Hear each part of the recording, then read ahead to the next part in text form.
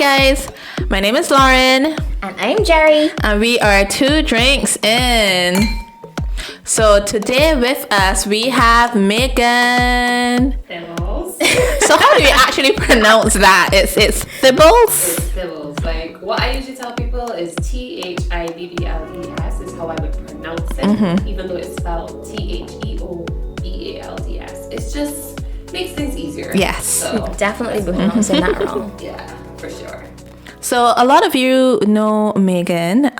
You would know her as former Miss Barbados 2018. The most stunning one, by the way. Like, Yes. when I saw your hair, I was like, oh my God. I think we're all beautiful. They were. I appreciate that. But I feel like you were extra stunning because of your hair. Oh, thank you so much. I will accept that. Okay, so we want to start with Miss Barbados. Yes. Miss Universe, sorry. Miss Universe Barbados. To be specific, Miss Universe Barbados. Miss Universe Barbados. Can you tell us a little bit about your experience? Other than it was fantastic, maybe you want to ask me something a little bit more specific because I could go on for days. Why would you say it was fantastic though? Because I was not expecting that response from you. Really? Yeah. Well, first of all, I think it had a lot to do with the team behind it because I have heard horror stories about other franchise holders and other systems and it not being the best experience. But really and truly, the team behind Miss Universe Barbados, at least the one that I did, they were like a family. Brian and Natasha are brother and sister in real life. Okay. And they were our national directors.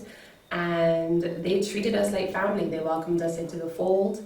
And I realized when I think about it, everyone that they had around them was connected either through family or has worked with them for years. The newest person that was with them was Gaynelle, that they brought into the fold.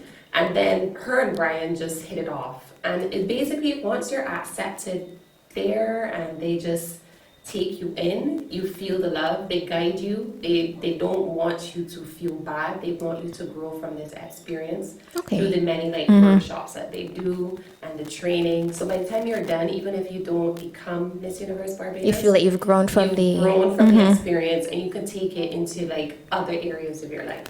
So I won.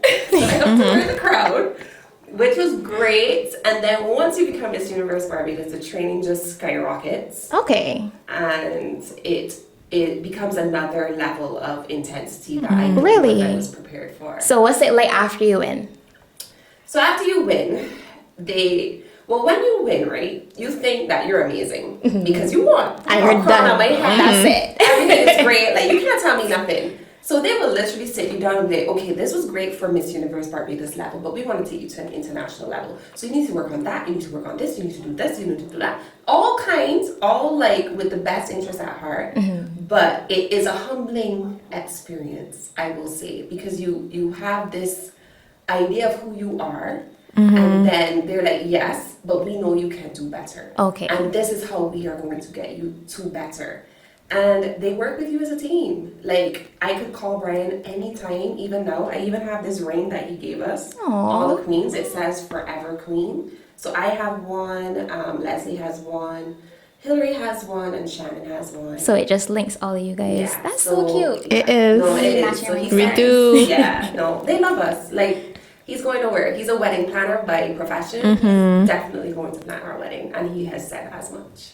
So when you are in for life, and you cannot get rid of them. And I don't want to. Well, it's nice to know that you have these lasting, almost familial ties from. Yes. So in terms of Miss Universe Barbados, you just told us about how it was a learning experience. You grew. What were some of the lessons you think personally that you use every day now? I think just trusting your gut, having confidence in who you are.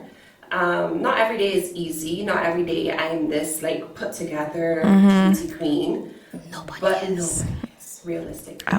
But basically, what I've learned is the importance of authenticity, because that was also something that they really, really taught you. We don't want you to be cookie cutter. We want you to be Meghan. Because Meghan is different from Hillary, who is different from Leslie, who is different from Shannon. And they would just see what makes you unique. How can we amplify that? Yeah. That is what's going to set you apart. So I've just learned to lean into what makes me different. Like others might have an interest in fashion, style, communications. I like policy. I like talking about US politics. I'm a nerd. So, and I'm okay with that. Yeah, why not embrace it? Exactly. So it's just more about embracing who you are is what I learned from them, and then also being able to speak to anybody. Yeah. Like, I can do that confidently.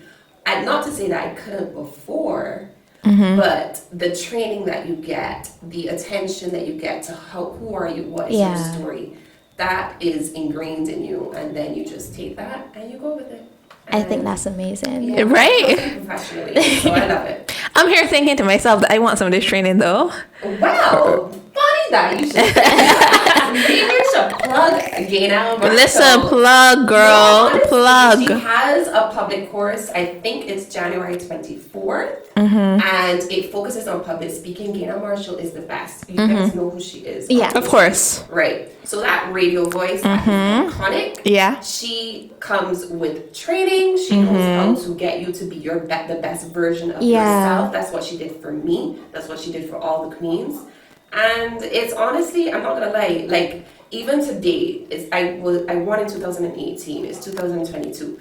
I rely on some of her skills. It's not like a specific thing, but in my head I'm like, okay, what would Gaynelle do? What would Gaynelle say? How would I handle this? I lean on that even in 2022, and I think going forward, I will forever, because I happen to want to be in a space of like policy making, speaking to important people, influencing things and ideas. So I rely on it. I would encourage anyone who can to participate in Just Say It by Gaynelle Marshall. Just say it. Yes, you can look it up online on her Instagram page. I think we'll be doing that. She didn't ask me to do any of this, but I was about to say. This was just organic coming forward. Exactly. So, yeah. So what I will say about pageantry, though, based on everything that I've learned, a lot of people think that it is something that is frivolous, that it is just mindless bimbos on a stage in swimsuits. But I actually will, biasly, I will admit, I will say it's nothing like that. Because for me, I would actually consider it a personal development program. Because what you learn from that program, and especially the Miss Universe Barbados franchise that I had the privilege of being part of, is how to conduct yourself not only on the world stage, but in a professional setting. How to speak, how to carry yourself, how to dress, how to look, how to engage. And those are skills that we take for granted, but can really make a difference. So I don't like when people try to reduce it to bimbos on stage or mindless pretty girls, because it's nothing like that. When I was at Miss Universe, I was surrounded by like scientists. I was surrounded by people who were just shy of probably solving cancer. That's a bit slight exaggeration. But they were ambitious women. They had a vision for themselves, whether it was in law, whether it was in the medical field. They weren't just there as a pretty face, because they had a lot more to offer. So I just wanted to make sure that like people got a better understanding of what pageant could really be if you were to cultivate it. Okay. Well, what really got you into pageantry though? Like, when did you start? Girl, I am not no pageant girl. I am not. I entered in 2018. If you had asked me in 2016 if I would ever enter a pageant, I would have said no. So what made you sit down and go, I would do this? I can do this year. And then win? You know, on your first try? On my only try. I have only entered 2 pageants in my life. Miss Universe Barbados, which I won, and then when I went to Miss Universe in Thailand. Those are literally the only 2 pageants I have ever done. So I think I had a pretty good experience with pageantry. But I can thank one of the committee members for me entering. She saw me at a beige band launch in 2018, earlier that year, so that would have been about May or so, whenever they launched. She wouldn't let me go home until I agreed to sign up. Oh, wow. My best friend Topher was with me, and we looked at each other and were like, she's insane. This is Lani. She was very persistent. And then I was like, at first it was, no, why would I do that? I don't want to be on stage in a swimsuit. I'm going to embarrass myself, blah, blah, blah. And then the more we spoke that night, my best friend and I were like, maybe I could do it. Maybe it'll be a good story. Maybe I'll learn something from it, blah, blah, blah. And then I decided, why not? That basically was it. Why not? But it wasn't anything ever on my radar at all. But I'm very grateful that Lanny was persistent and that I gave it a try and that I won because I get to wear a pretty crown. So that's it. Wasn't anything planned. Like, I know some girls dream of this their whole lives. Yeah. That was never me. Okay, so how was your family about you entering the They're competition? very supportive. They flew all the way to Thailand to watch me. That's great. wow. Having such a strong support My system. doesn't need much of an excuse to go. Yeah. So this was just like, oh, you're Is that you? I feel like yeah, We're in the same tribe. We're just gonna, we're gonna come and support you. Exactly. But really, yeah. So no, they were very, very supportive from day one. Like, my mother, leading up to the pageant, local pageant, she was like driving me around, taking me to all my various appointments, because you don't realize how exhausting it is. Yeah. Like, you're going from this thing to the next, to each appointment, like, throughout the day, on top of training, on top of just working out. So it was quite intense coming down to the wire of the local pageant. And my mom was like by my side the entire time, driving me around and letting me sleep like when I needed to, and she would. I Just think take that's care. amazing. Yeah, big up to mummies. I wouldn't have been able to do it without them, like, for sure. They were up front and center. Like, I remember on the night of the show, my cousin actually lived in England at the time, but unbeknownst to me, she actually moved back home. So I didn't know that she was in the audience till I was on stage, and the light happened to shine on that particular section of the audience, and I just remember seeing her, and my jaw dropped literally on stage. I was like, and I had to quickly pull it together. So, like, my family has always been very supportive. So yeah, That's wonderful. yeah. No, it was a good experience. No regrets. None. I find the things that you tend to stumble into, it's almost like you're fated to do these things. You tend to work out a little better. They do. I'm grateful for that, because I know there are a lot of people that are just like, no, I will never do this. But I guess what I would say is, you just gotta give it a shot. Either you win or you don't. And even if you don't, you're bound to learn something from it. Something that you needed to learn. So I think regardless of how it would have turned out, obviously I'm very grateful it turned out how it did. But regardless, like, I could say I learned, I grew in that process. Yeah. Resiliency, for sure. So I had a question about how people's perception of pageant people, or pageant girls in particular. And I find a lot of people that work in the fashion industry, like models and stuff, they have this perception in their head about what they're like. Oh, so you think models have a perception about... No, other people. I find, for me, I've noticed Caribbean men in particular. So can you tell me a little bit about how that has been with, like, your dating life, when you meet people and they know you've been in the pageant? Well, I was in a long-term relationship when I won. Okay. Yeah, so, but that came to an end just like a year or so after. But since then, honestly, you notice that some people are like, oh, that's interesting. That you find that people treat you differently. Yeah, they do. Sometimes they do. They can treat you differently. But also, I guess the people that I'm attracted to don't care about those things. I don't know. Or maybe they put on a front. I'm not going to be naive. Maybe they do care about those things. But I find that it hasn't really played a part, because I don't really start with, I'm Miss Universe Barbados 2018. That seems a little obnoxious. Yeah. I kind of like, not play it down, but... But you're really humble. Like, Yeah. like even meeting you, you're just like... Yeah. We already think you're amazing. Like, that's what I'm saying. Like, you're so accomplished. Like, we didn't even get through half of what you've done and the things you've been a part of. But then you sit down here and you talk with us, and you're like one of the girls. We don't feel like, I think, you don't have on the airs and graces. You're just one of us sitting down telling us about your experience. It's truly a really nice experience just having you here. So I could see that. I could see how...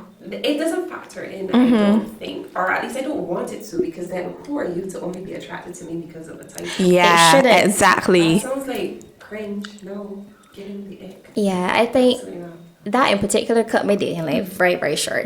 If you even bring up my appearance, it's like... I mean, I appreciate flattery. Yeah. I appreciate you recognizing that I'm good, but is it the only reason you're talking to Yeah. me? is it because I'm a pretty face? Because I know there's more to it than that. And Yeah. have an issue. Yeah. All we can talk about is Yeah, because if that's all you see, I feel like you're gonna be sorely Exactly. disappointed. and that means the conversation's probably not good. Yeah, I want you to appreciate my beauty, but I also want you to appreciate my brilliance. Yeah, and I want you to exactly. I want you to look at me and be like, "Oh my God, you're brilliant, though." I know that. That is kind of what I really like about pageantry, specifically as it relates to me. 'Cause as I mentioned before, people seem to think like you're just a pretty face, but then I like to walk in as a pretty face and then hit you with like, these are my thoughts on this, that, and this. What do you think about this? And please tell me. I've literally been in situations. Maybe it's in my head. I think not. I don't think it is. I don't think it is either. I've been talking to typically a man, and like in a professional capacity, and you could see like, oh wait, she's smart. She knows what she's talking about. Like you could see there's like a little like, oh, I'm not dealing with like just a pretty face. This would have been when I had on my sash. So all you see is pageant, but then you hit them with intellect, and it's like, Yep. you have to be more than a pretty face to be a beauty queen. It's not just me, it's all of us. Like, you have to be. So I always I take pleasure in that, a perverse pleasure in just like breaking stereotypes and making you realize that you can have beauty and brains. I think you guys are amazing. Answering those questions on the spot the way you have to, that stuff But you're of trained nightmares for for me. that. You're not given the questions, but I would pass out. No, you're trained for that. It all comes down to training. So because they give you an idea of what possibly you can ask, they will ask you. It comes from your bio, which you submit ahead of time. Okay. They probably give you an idea, okay, these are the trending topics in the world right now. So like right now it would probably be a question about COVID. You can have an opinion on that. You have an idea, you develop your opinions. I think that is the key. You need to have like opinions. What are your opinions? Are you pro or against abortion? Like it actually forces you to reflect on what you believe in. Okay. And then if you have what might be a mainstream, what might be a controversial opinion in mainstream, you should stick with your opinion because that's what you believe. But then how do you convey it so that you can alienate people? And that takes a skill. Luckily, I believe in everything that is mainstream. So I never had that particular challenge. Yeah. But it teaches you a lot. It really does. It sounds like you're saying almost like it forces you to figure out who you are as a person. It does 100. I just got goosebumps. Right? Yeah. Like, Because I'm sure you're sitting on with your thoughts like, Or maybe we'll ask you a question. Oh wait, I've never actually thought about this. Yeah. What do I think about the death penalty? Yeah. So now you have to go and be like, okay, am I for it? Am I against it? And Am I why? for Yeah. it? And then articulate it. Yep. But it forces you to like think about what you believe in, have an opinion. You can't be on the fence. You need to be like, no, I believe in this, and that kind of like creates a level of confidence. Because you know what you stand for, you know what your values are, and then you just find your tribe and fit in with them. yep. so can you tell us a little bit about what you're up to now? Yeah, I am currently Caricom Youth Ambassador for Barbados. So basically my role as Caricom Youth Ambassador is to promote regionalism and the importance of that amongst young people who might not have an idea. Because my master's actually is in regional integration, so it's a nice fit. Other than that, I actually work for a UN agency, and then I have been engaged by Future Barbados, so I work in that capacity as well. And then I also work for a Canadian non-profit which focuses on supporting women's rights organizations throughout the world, and I actually support the director of the Caribbean chapter, and that has been pretty awesome actually. So yeah, I've been doing quite a few things, pretty busy, no time for sleep, but you know. Okay. So, Tell us a little bit more about Future Barbados. I've been really, really curious about it. well, it is basically a combination between like a think tank and an accelerator lab. So they brought together these young people that have ideas, and the whole idea behind it is, okay, we recognize that there are some issues in society. How can we fix it? So I'm actually co-lead on Future Speak, and that mandate is to ensure that the young people in Barbados have access to like bilingualism by 2026. So what are we going to do about it? I can't go into specifics, unfortunately, but it's kind of like that. So each team focuses on a specific area, whether in health, the blue economy, green economy, languages, which is future speak. And there are others, but I'm in my first second glass of wine, so... You're 2 drinks in. Oh my God. Could you tutor me in French? We're definitely going to call you when we're planning all of our trips. And I'm coming, so I don't know if you intend to... You're going to be our unofficial translator. I was about to say, you have to be there now. Yeah, girl, no, I'll join you. I love traveling. I wish I could do more of it. I wish we could travel the region at a more affordable rate. Because I actually, as Caricom Youth Ambassador, I should admit this, I could do a little bit more of hopping around. Well, I was about to say that's like a really good point to jump back in, right? Like I was gonna ask you in terms of regionalism. Regionalism. Regionalism. Yes, we're definitely like 3 drinks in at this point, right? Only? But in terms of regionalism, your opinion as to our way forward, like as a young person living in Barbados, you know, what are your thoughts on it? I think we've tried the top-down approach where people would be like, we need regionalism. The prime ministers, the official policymakers would be like, this is good. But it hasn't really permeated to like the grassroots level. Or at least there hasn't been enough of a grassroots movement behind it. I think it happens, like especially if you go on Twitter. You will see. I was about to bring that up. Very sensitive topic, but you can also see how we come together as a region if there's a topic to be discussed, and it's fascinating to watch because you realize there are a lot of similarities as opposed to differences. So I think that going forward as young people, or at least as anyone, the grassroots approach in terms of how can we connect on a humane level, like culturally, that translates into things like sharing cultural experiences, like just engaging with each other on like a human community level and realizing that we have more things in common than we don't. And it could be facilitated by policy in terms of access to like travel between, which has been a controversial topic in terms of how do we get from here to St. Lucia without costing an arm and a leg. You know? But those things I feel in conjunction with a top-down approach would be the best approach. But just trying the top-down where you have these highbrow people telling you that we should do regionalism. What does regionalism really mean? Like in layperson terms, it's just that me here and you in St. Lucia, we have a way of connecting. We recognize a shared history and culture. And we want to explore that further. Yeah. It doesn't have to be complicated. It literally doesn't. It could be food, it could be music, it could be arts, it could be culture. It could be siblings. I'm really, really happy to hear you say this because 2 of my siblings are actually St. Lucian. They were both born in St. Lucia. Oh my God. Yeah. My mom actually lived there for a few years and I stayed there with her.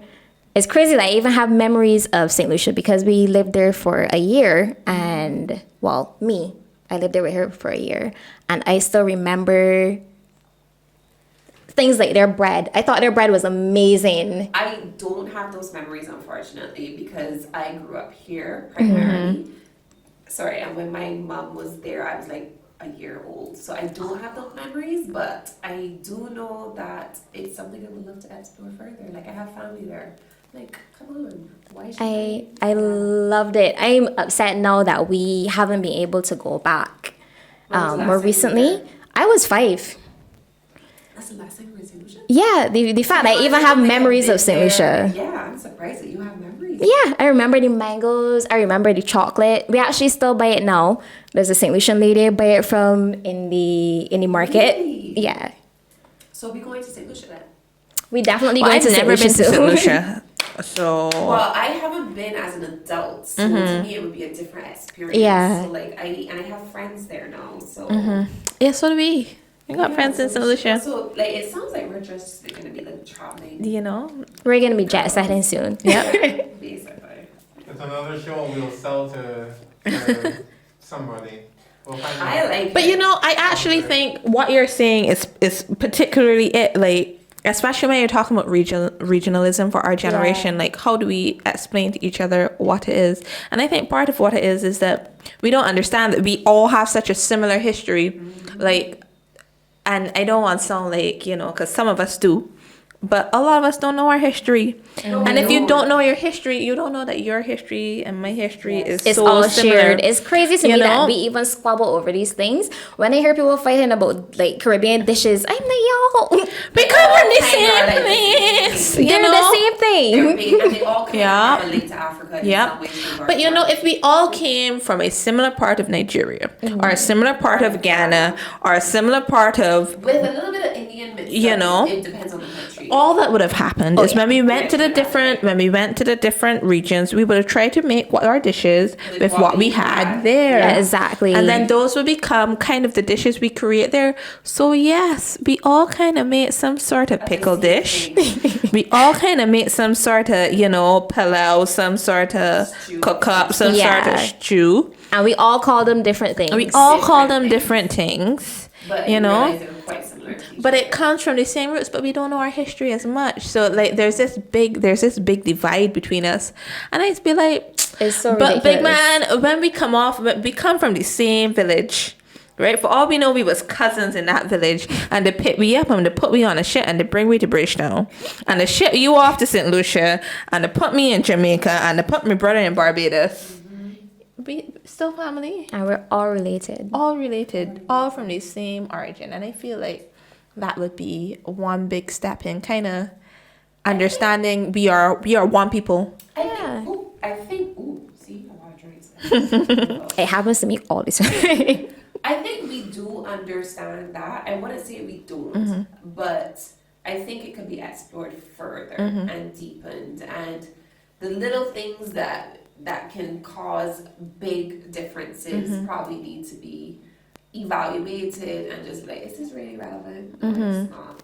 But to say that like we don't understand our history, I agree to a certain extent. But I also think we do. We just need to be reminded. Because when it comes to it, like, we know we're all family. Like, how I know that we know is like the minute somebody from outside the Caribbean tries to attack any one of us. Yeah, we all answer. You all are like, all right, let's square up. Let's have like, we're family. We will have our squabbles, but you're not allowed to join this fight. So mind your business. So it's like we understand family, but we like cousins that just want heads all the time. I find. So then how do we like create, because I mean that's family there. Yeah, I mean, but it's you literally just want your to fight, family. you just want to fight with your family all the time, you know? It is. How do we create, especially moving forward now, how do we create a region that benefits us? So I think find it's intentional. I think it has to be intentional. I don't think there's an easy answer. I think you have to work towards it. You have to recognize that as a region we need each other to survive in this big bad world. We've seen what happens with the pandemic when the powers that be decide that, you know what, I want this for myself even though you paid for it. I'm going to keep these supplies to myself, and we out to sea. So I think those things, they shouldn't have to keep happening for the lesson to be learned, which is the frustrating part. But I'm hoping like the younger generation understands that, no, we need to rely on each other. And I am hopeful. I think that that's the only thing that we can be, optimistic and hopeful, to see that the dreams of like our forefathers, the ones that wanted us to be like a union in the truest sense of the word, that it actually happens at least we progress a bit more. And I know that we dog Caricom because it could be better. And even though I'm ambassador, I will agree it can be better because I'm also honest.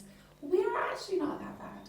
We actually have a lot to be proud of. I would say when it comes to functional cooperation. So what that means is that in certain areas that we have designated, such as health, education, those like things that we need, we actually do a very good job.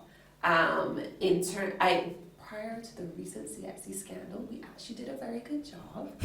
So we actually did a good job in CXC in terms of education. In terms of COVID, how Carfa came together to help us with managing that as a region, I was super, super proud. So was I. At the time, other countries were just flailing and doing the absolute most. But Carfa was like, no, we're going to come together. The region realized we need to rely on each other, and this is what we're going to do. And it helped guide us through that horrible time. And then if you want to be, I guess we could say the West Indies is also an example of regionalism. So, you know, that could be, it could be better, but whatever. But it's just an example of we come together in certain areas, like sports, health, education. Yeah. We come together. But even how we supported each other, like circling back to COVID, I mean, Yes, even how we supported each other in COVID, like, fantastic. and when you look at bigger countries, like we were almost setting like trends in how we were supporting each other, you know? No choice. We don't have the resources to mess up to the extent that they Exactly. Yeah. And then even when it comes to like climate change, when there was COP26, Yeah. like yes, I know our Prime Minister, she got a lot of the spotlight and a lot of headlines.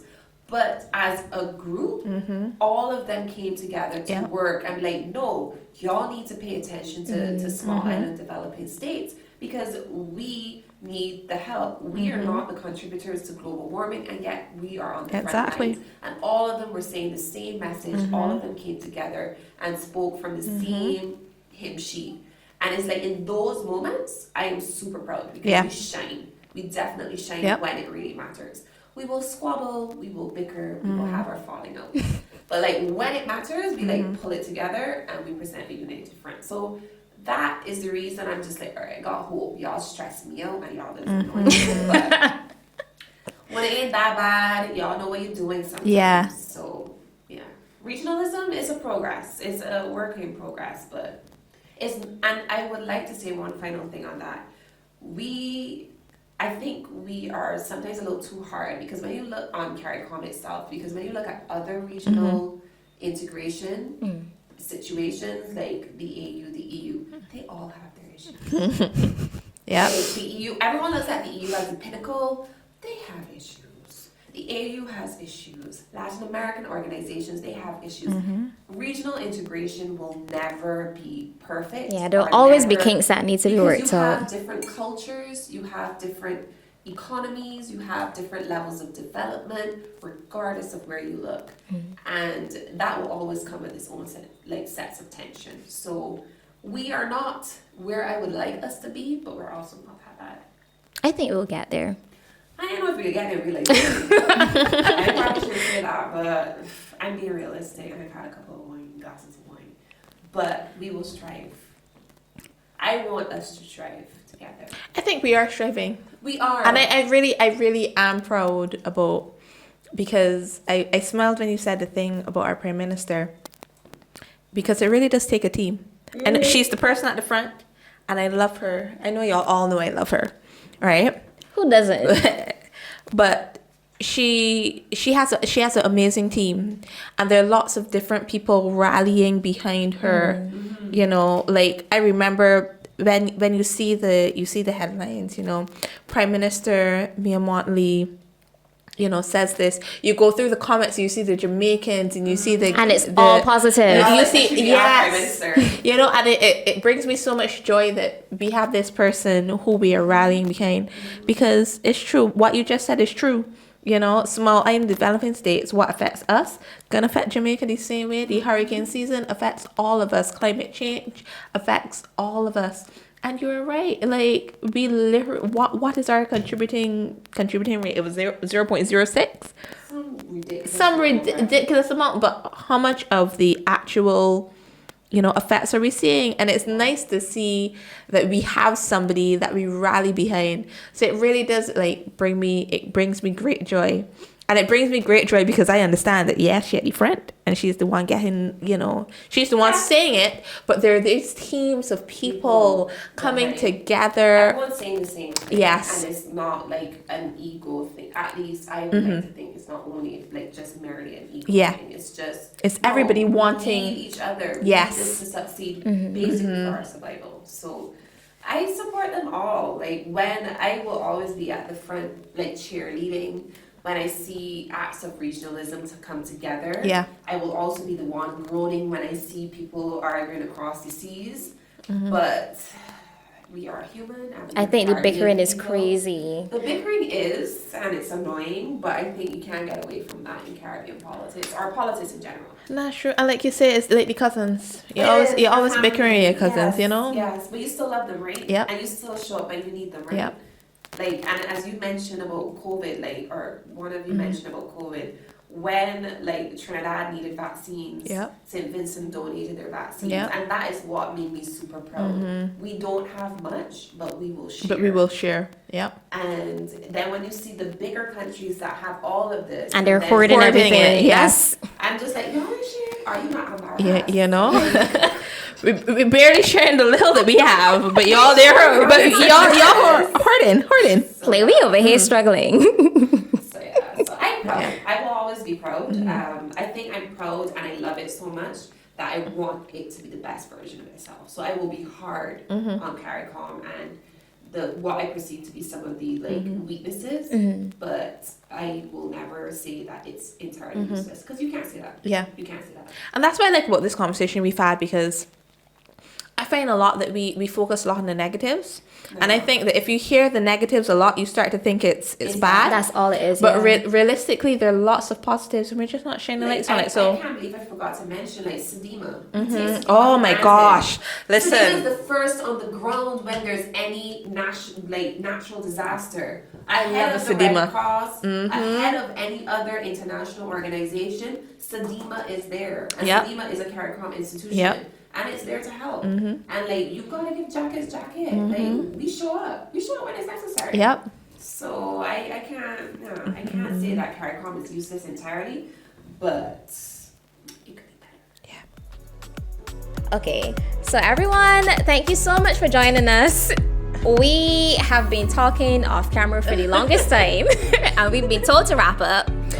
This is Jerry, And I'm Lauren. and we're 2, 3, 4 drinks in.